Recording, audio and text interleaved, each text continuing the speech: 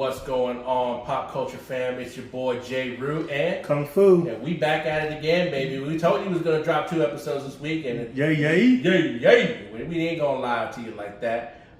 Today we're gonna be going up over some more Last of Us episodes. Last of Us episodes 6 and 7. That's right. I'm getting lost here, but yeah. Without further ado, we're just gonna jump right in it.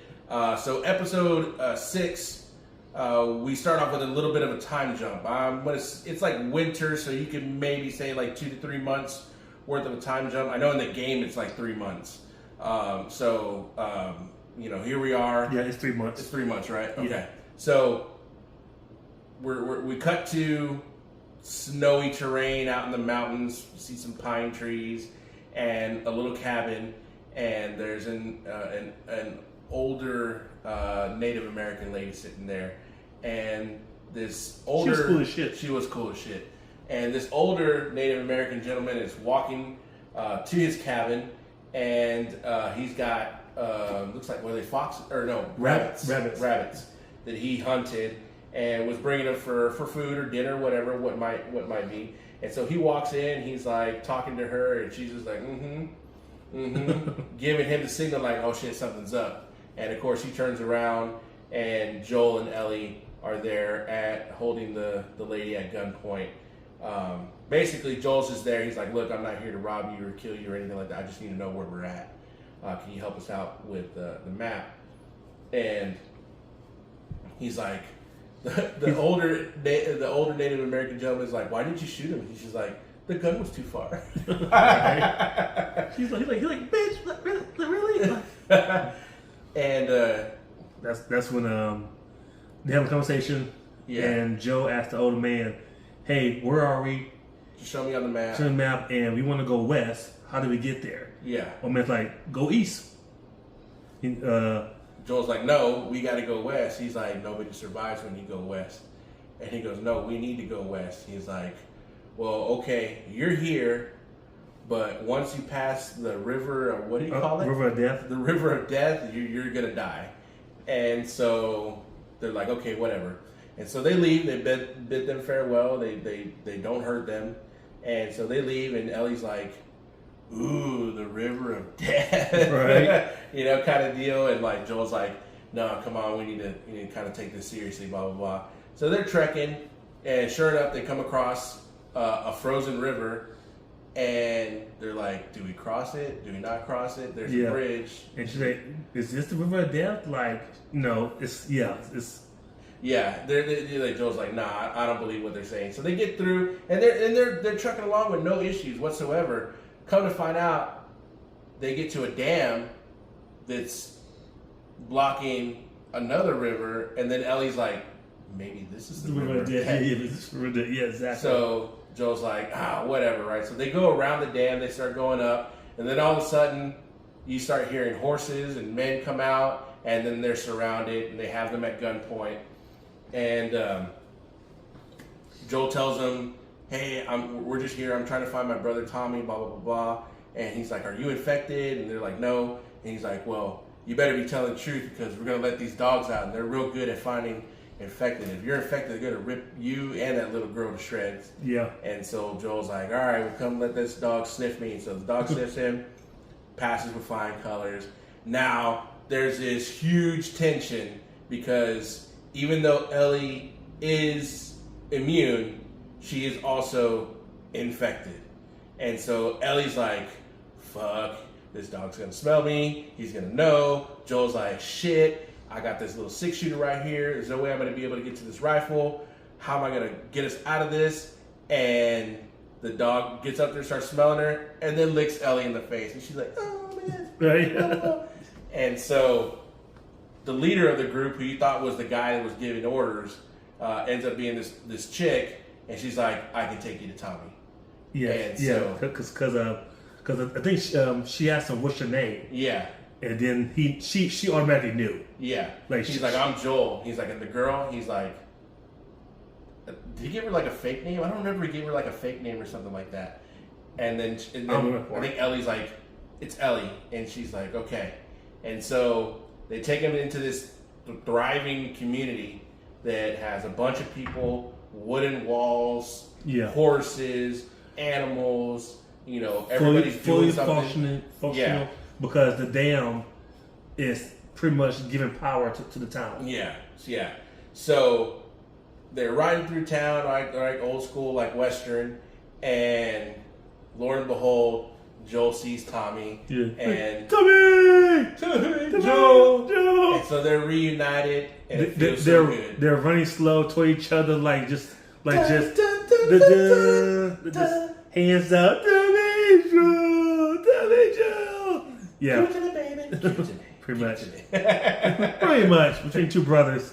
And so they're then they go into and one of the side note, when you see them in the beginning compared to now, I think even Tommy just like, man, you like shit. You look old as hell. Joel, you look like shit. You look old. Yeah. And then Joel's like, yeah, well, you're not too far behind me, you know? Yeah, exactly. And, their appearances after 20 years is totally, you could tell for Joe, that 20 years did a lot of damage to his face, to his soul, his body. Did a lot of damage. Because Tommy still is, Joe's like, fuck, bro, what the fuck happened to you?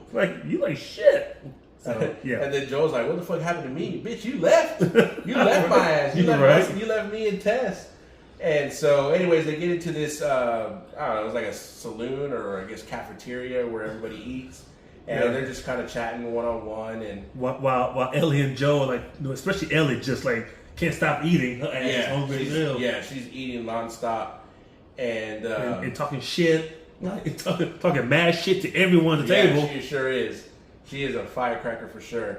And so they're reminiscing and blah blah blah. And you come to find out that a homegirl and Tommy they're together. They're married, and she's pregnant. Yeah. Well, you find that out later, but spoiler alert: Joel finds out that he's going to be a dad. But that's when Ellie forces Joel to say, "Congratulations." It was fucking awkward family dinner or lunch, if you want to call it. Yeah. So homegirl takes Ellie. He's like, "Come on, we're gonna go. I'm gonna show you where you can go get cleaned up. Blah blah blah. We got hot showers, all this other stuff. We're gonna leave these two alone." And Joel and Tommy kind of. It's rough. It's a rough conversation. You left and blah blah blah blah. And Tommy's like, "Dude, I had to find a way to forgive myself and let go of the past, and I had to get away. I got away from the fireflies, and everything's good here, man. You guys should stay." And this and the other. He's like, "Oh, how's Tess?" And Joel's like, "She's good." And so you can tell Tommy's like, "No, something's up, right?" Yeah. It wasn't a loving response, or also remember these two are talking over alcohol. So pretty much, it could be a little tipsy, 2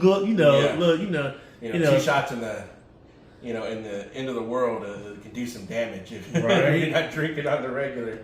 So I think then we cut to Ellie and homegirl kind of having a heart to heart, and she's doing her hair, and we need to get you we need a haircut, this and the other. Here's some clothes. And before that, because what happened was Ellie was in the house.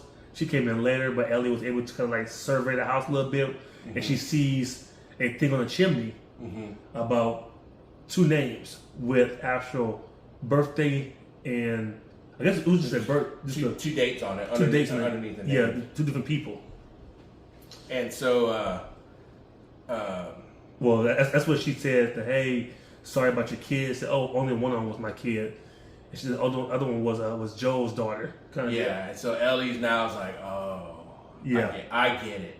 Like it clicks for her why Joel is the way he is with her, and so we then cut back to Joel and Tommy, and Joel, he's a little butthurt. He walks out the saloon, and there's people in town. They're getting ready for Christmas, and they're starting to decorate the tree, and in the crowd, from behind, he sees a young girl that looks like his daughter. Yeah, from behind it, curly hair and that kind of deal.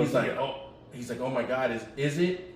And then he sees have her arms out, and there's a little girl running to her, and he's like, oh my God, there's no way, there's no possible way. She turns around, obviously it's not, but you then see what happened after they left the cabin at the very beginning of the episode happens again now, where it looks like Joel's having like a panic attack / heart murmur / you know, and his chest pains and things like that. And for me, and I know people have different opinions about what that is. Obviously, I don't think that he's sick. I think it's the fear and the panic of loss again, and his responsibility to Ellie per Tess, and it's getting to him, right? Like, he's like, oh, the river of death, right? He played it off like he wasn't serious. Yeah. But then when they were leaving the cabin, it happened. He's like, oh my God, what if it is dangerous and I'm putting this girl in danger? Everything bad happens to me. Nothing good ever happens. Blah, blah, blah, blah. And then everything is good is happening to Tommy. Like, you know what I mean? Like, it's all kind of building up. And I think at that moment, that's when he realized, I can't do this no more. Yeah, he's like, I can't do this no more. Like, yeah, so they're watching a movie, and then, Tommy goes finds Joel, and you see Joel in I guess a workshop trying to fix his boot, but Tommy knows that, hey, you need some new boots, so he brings some new boots. So they have a conversation about, I can't do this no more. I can't. Like, I promised Tess. Tess is dead. Yeah. Tess, I got to take this girl to the Fireflies. Like, I need you to do it. I can't do it no more. I'm too old. He's like, dude, what's so special about this girl? And he's like, she's immune. And so Tommy's like, oh, fuck. And he's like, well, dude, I can't take her either. He's like, what do you mean? He's like, I'm going to be a dad. Yeah. And he's like, oh, shit. Like, he's like, well, you're going to have to do it. I'll stay here until you get back, but I can't do this, blah, blah, blah. He's like, well, are you going to tell the girl? And he's like, yeah, I'll tell the girl. And so... well, as happened, you find out Ellie overhears everything. Yeah, so she storms off into the house that they were going to stay in for the night. Joel goes after her and basically tells her, he's like, I'm sorry.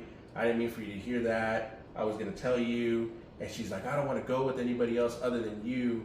Like, I want to be with, like, basically, like, I want to be with you. Like, not like in a weird, like, like, sexual way, but like, you protect me, like, you're my father figure. Kind of you've gotten me this far. Just, I want you to finish it out no matter what happens. And Joel is like, he's starting to grab his chest again, that fear and that responsibility and the fear that he has of loss is starting to creep in. He's like, I can't, I'm sorry. I'll say goodbye in the morning, but that's it. And he just slams the door. Yeah. And Ellie is crying, obviously, and then so she kind of sits down. We cut to the morning. Tommy opens up the door. Ellie's already ready. He's like, come on, let's go. And so they're getting out, and they're walking to the barn, and they open up the barn to get the horse, and Joel's in there. He's saddling up the horse.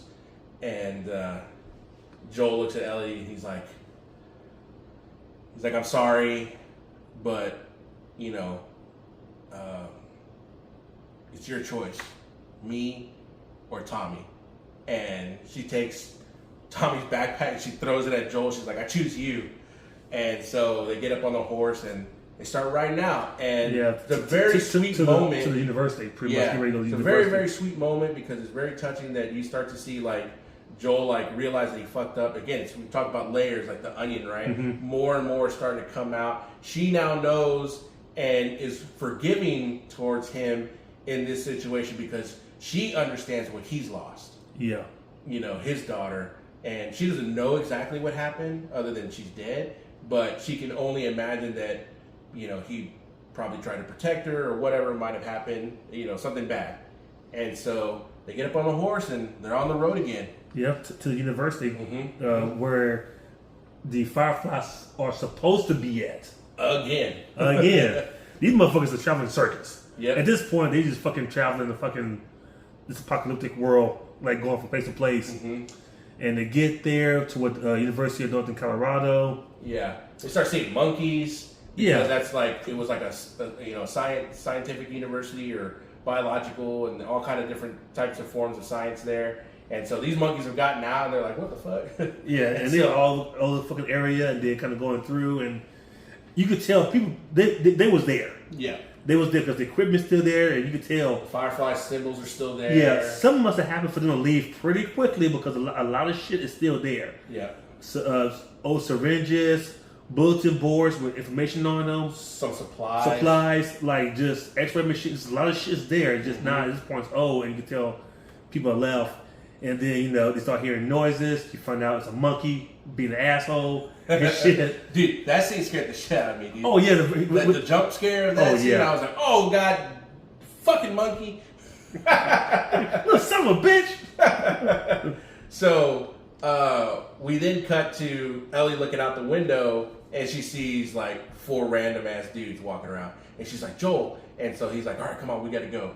And so they try to get out through the back and come around the building to get on the horse. And as they're doing that, they're getting shot at. Ellie turns around, she starts shooting, and she kills one guy, shoots one guy. Actually, well, no. So there's 4. There's 4, but the one that was killed is because of what Joe did, because he came behind him.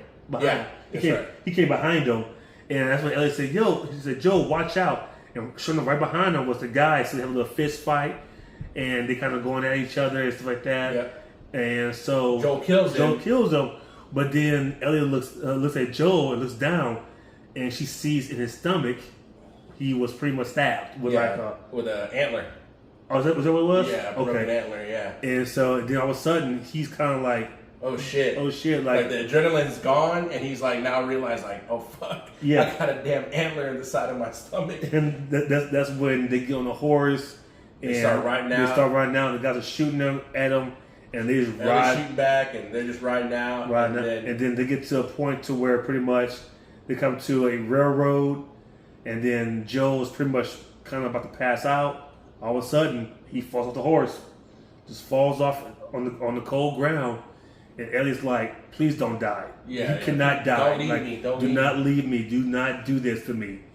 And so and all of a sudden all you see is pretty much those 2 on the horse, and she's trying to do everything she can to save them. She's trying to trying to put pressure on the wound, and the camera's backing out, and you see her put her head on his chest, and you're like, damn.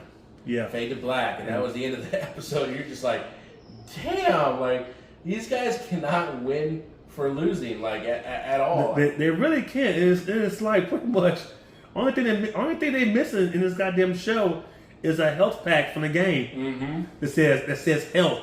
And then, all right, got my life back. That's the only thing that's fucking missing. Is like literally like just a little. I'm gonna chop down this barrel.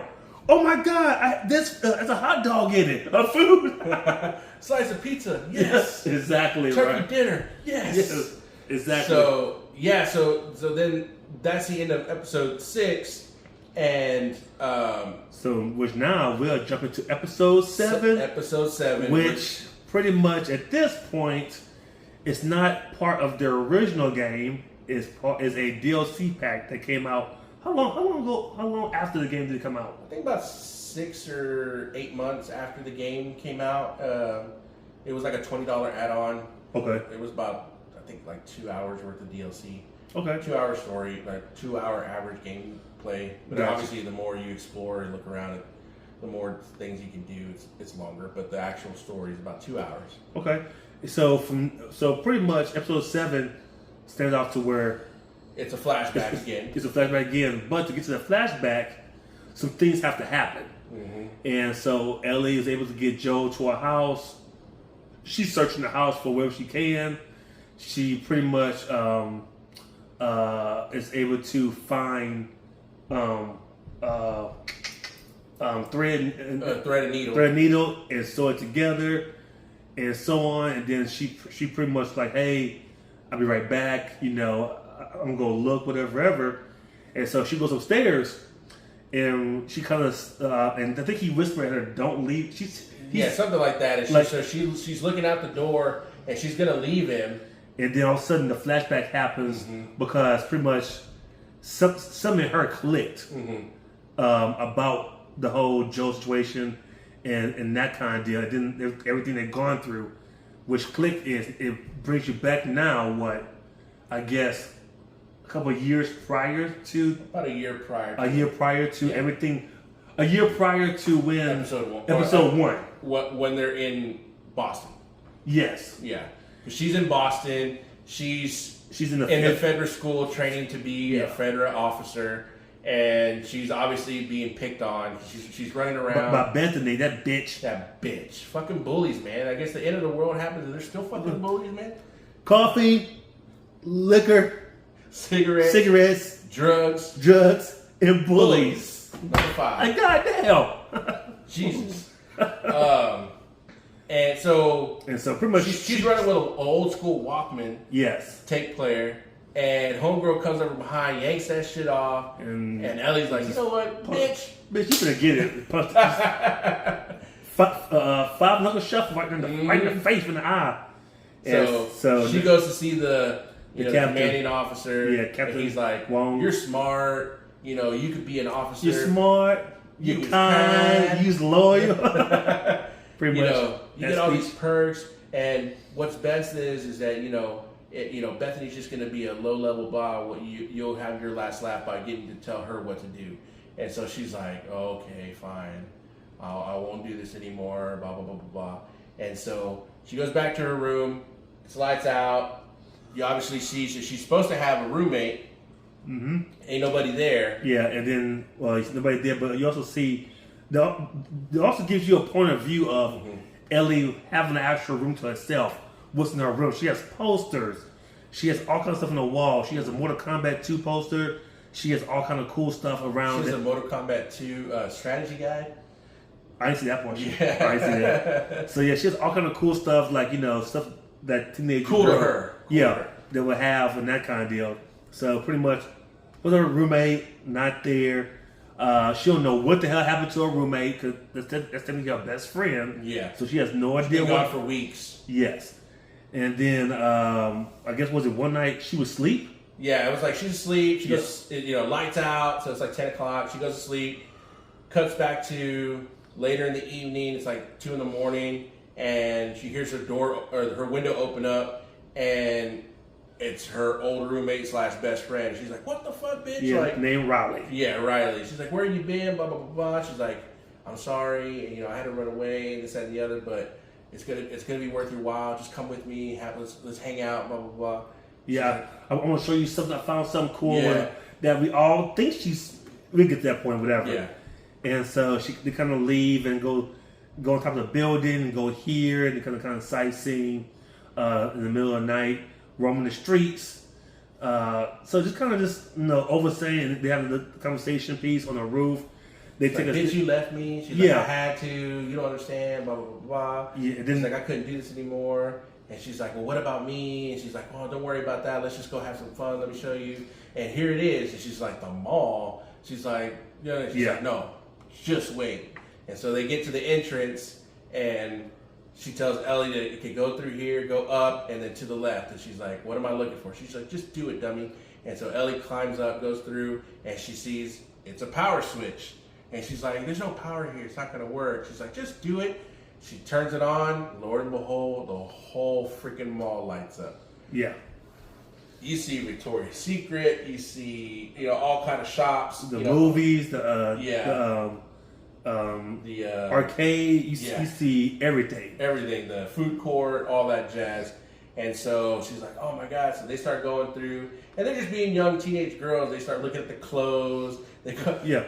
The whole episode is pretty much showing you the point of view of a kid hanging out at the mall during the apocalypse, pretty much. That has no idea what the mall was. Really is that kind of deal. So this is their keep in mind, Ellie's 14, so she was born after the world ended. So yeah, and so they just kind of sightseeing, answering questions, talking about dumb stuff in the mall, and. Just what else? I'm trying to think what they did. Oh, they also got to the point to where they rode a carousel. Mm-hmm. And so there's like a real not awkward, but there's like an intimate moment between the two to where you're like, oh, okay, I kind of know where this is going, Yeah. kind of deal, right?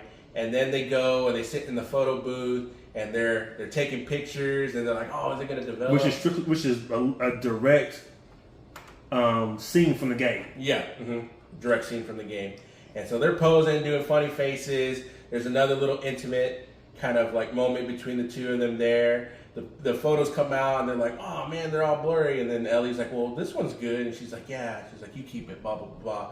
And so they're talking and they're hanging around. And then Ellie finds a stash of bombs. And she looks at Riley and she's like, bitch, you're a fucking firefly? And she's like, you don't understand, like, when I left, I got recruited, and she said that I'm really good at this, and blah, blah, blah. She's like, they tell everybody that. And then you find out is that she didn't leave on her own. She's not just recruited. She was sent to search. She was actually sent to the mall as pretty much a lookout. At the mall. So she's been staying at the mall for weeks. Yep. And so, because she asked her earlier when they was playing games, have you been here before? And she's gonna play it off, ha ha ha. Yeah, there was this. Yeah, and we didn't talk about this. You know, when they were doing the whole rigmarole on the mall. But there's this really cool scene where they're playing Mortal Kombat. Yeah, it is funny because you see them do the actual combos to do the finisher moves, the fatalities. Fatalities, yeah. So that was really cool to see, right? Because it definitely took me back to, dude. Okay, so there used to be an arcade on the other side of the HEB on Riverside. Okay. When I was a kid there, and before it was a Blockbuster Video. Okay. I don't know if you remember the Blockbuster Video right next to the HEB on Riverside, but there used to be a Blockbuster Video there. But before that, it was an arcade, like a full-on arcade. I remember the arcade at Highland Mall. Yeah. That was a shitty-ass arcade. Do you remember Aladdin's Castle at Barton Creek? Oh, you weren't here. No, you weren't here. Yeah, you weren't here yet. Yeah. That one. Yeah, so there was a badass arcade at Barton Creek Mall. Really? Called Aladdin's Castle. It was awesome, dude. Where was that located? Okay, so you know the side where Nordstrom's is, where like Build-A-Bear? Yes. It used to be on the bottom level. Like if you're looking at Build-A-Bear, it would be on the bottom level in front of it. Oh, really? Yeah, underneath the Great American Cookie. Oh, over there where Old Navy. No, where Nordstrom's is. Build-A-Bear's right here. Because remember they had two Great Americans. Yeah. The other one. Other one by Nordstrom's. Okay. Yeah. Oh, so you said downstairs or upstairs? Downstairs. Okay, because upstairs next to Great American was California Pizza Kitchen. Uh-huh. So under that then, pretty much. Uh-huh. Oh, okay. Yeah. So it was badass, dude. It was a badass arcade. Okay. But anyways, digress talking about old school stuff. But anyway, so they're having this big argument about her being a firefly. Ellie gets pissed and she walks away, and then the camera cuts to some sort of store back room, and there's a zombie just chilling there. Yeah. But I guess the noise finally gets to him, and he's like, what? Oh, yeah, here I come, bitches. Right? And so when that's happening, Ellie leaves, and she hears a noise talking about help. And then she runs back. It's fucking Riley playing games with her and shit, fucking with her at the Halloween store. Yeah. So they kind of like, Riley tries to like make up with her, blah blah blah, and then they share this nice little tender moment where, or am I imagining? They did kiss, right? Yeah. They kissed there. They kissed there because that's when they was like she connects her Walkman to the speaker, and they're playing music. Say, hey, wear this mask, and they're like on top of the counter dancing, and so on. And then, one part we didn't talk about. So at the point of when they find, right before she finds the bombs, Riley gives Ellie a gift, the pun book. The pun book, yeah. At the time, Volume 2. Yeah, Volume 2. Yeah. So that's the same pun book that's pretty much Ellie is telling Joe jokes throughout the whole movie. Throughout the whole show. And that kind of deal. And then fast forward back to the Halloween store scene. They're looking at stuff and they're talking and they just like I said, they're dancing on there, and then Ellie stops to take the mask off and she's like, "Are you okay?" Whatever, and so on. And then at that moment she just kisses her. Yeah. And you know, at some point that was going to happen. Yeah, you knew exactly. Yeah, that was going to happen. There was intimate moments here and there. And then that's going down. You're like, oh, it's really sweet. You know, right when that happens, you hear a noise. So you go to this high, quick to goddamn low because they all holding hands. Hey, what's that noise? Homeboy, the clicker comes out, just lunges stuff to both of them, and they're fighting. They're pretty much trying to fight him off, and all gets away from Ellie. He starts going after Riley. Yeah, Riley's pinned up. Ellie comes from behind with the knife and stabs him, kills him, and that's when. Like, are you okay? She's like, yeah, I'm okay. So they sit down and they're back in front of the glass, and she's like, that's when before that happened. That's when you see Ellie look at her arm and you see the very first bite that she's ever had. She's like, oh shit, I'm bit. Yes, and then and she looks at, what about you? And you see Riley does this with her hand, and look how, if you listen to the podcast, she lifts her hand up, you see a bite mark in between her thumb and her index finger. And so definitely this is where you kind of see a contrast of like styles between friends, where everyone has that one friend that's really calm, but then your friend's a fucking hothead. Yeah. So pretty much they both, Riley sits back in front of the actual little table. She's like kind of like trying to focus what the hell's going on. Fucking Ellie is taking a bat, straight opposite. Oh fuck, what the fuck, goddamn shit. She breaking glass.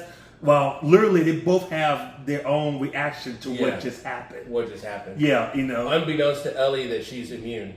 Yeah, she don't know, and pretty much, and Ellie's like, was like, hey, let's just end it right now. Riley's like, no, let's still live in the moment. Yeah, let's live in the moment and let me turn because I don't want to die. Yeah, so pretty much she tells her, hey, we all going to end up in this place anyway. Yeah, let's just go ahead and let's let it do his own thing. Let's let it go, do his own thing on that aspect of it.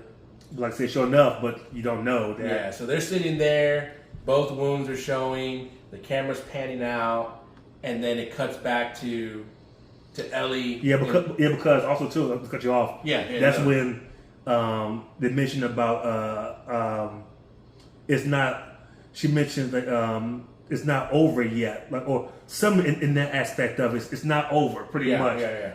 That's when you fast forward back to the scene to where Ellie is now like she remembers. Yeah. She remembered what her best friend said. It's not over. It's not over. It's not over. So like, she goes back to Joel. Yeah, we're gonna choose the different options and to pretty much save them because she wasn't gonna let her friend die, so she let her on this situation there. So she go back to Joel and just kind of pretty much. Yeah. That's when she decides to start sewing him up, and she's sewing him up and. She's like, it's gonna be okay, and Joel's just unresponsive, just kind of trembling, and then that's the end of episode 7. Yeah, like that was a pretty awesome way. Again, like the even the episodes that have nothing to do with the main storyline in essence, right?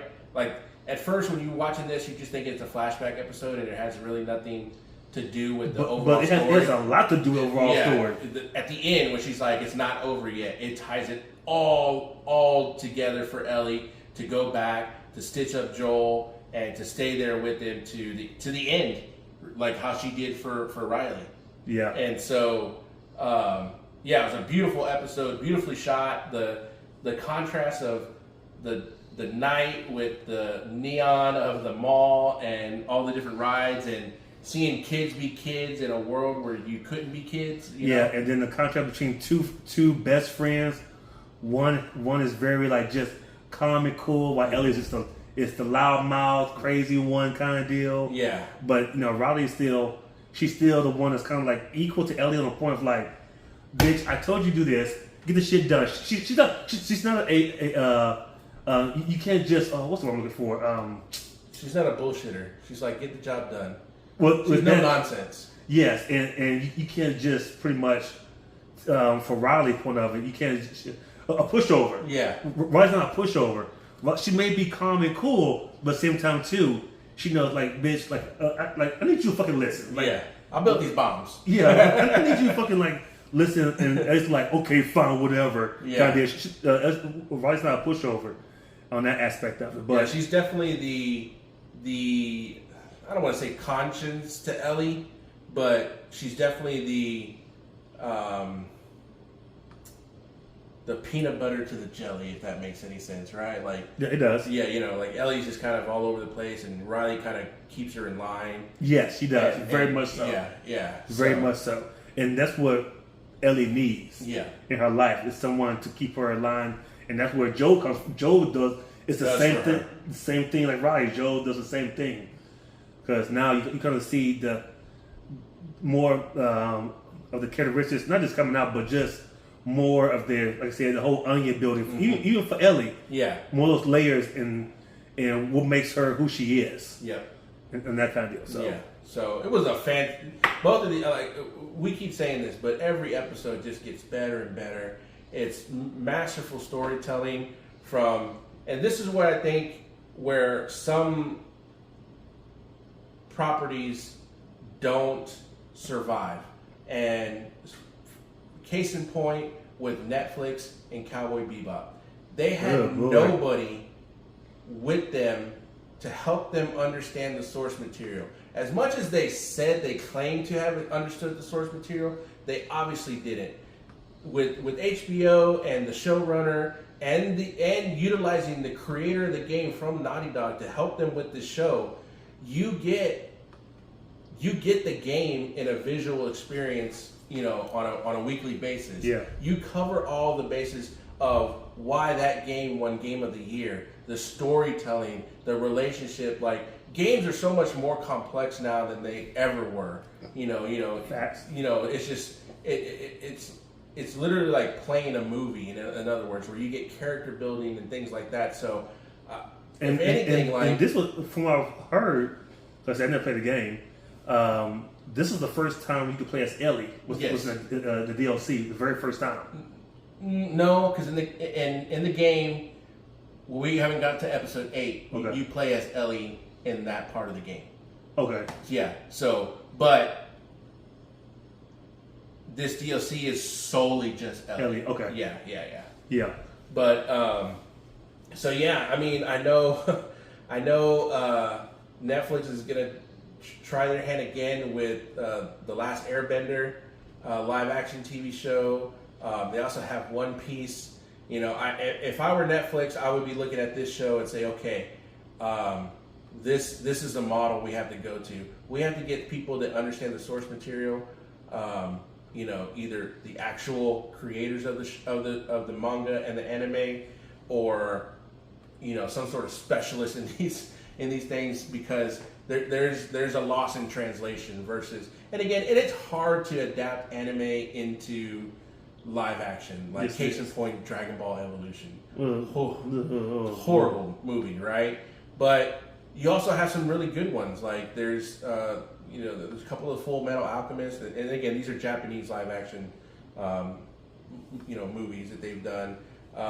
The first two Rurouni Kenshin movies were awful, but the third one, the final one, superb. So it's definitely got some perks out there. So hopefully Netflix and other Amazon, all these other guys, they take note and definitely draw from this as inspiration. But, yeah, for sure. So that's it, folks. That's it. That's 6 and 7. Next week we're doing 8 and 9. And last 2 episodes. Yeah, I'm ready, baby. I'm ready. It was episode 8. Oh, Chef's Kiss. Yes, it was. It was a fantastic episode. Can't wait to share it with you guys. And again, we're going to have some more projects in the works. So, from us here in Austin, Texas, the Radioactive Pop Culture Podcast, I'm Jay Root and Kungfu. And we out. Man. Bye.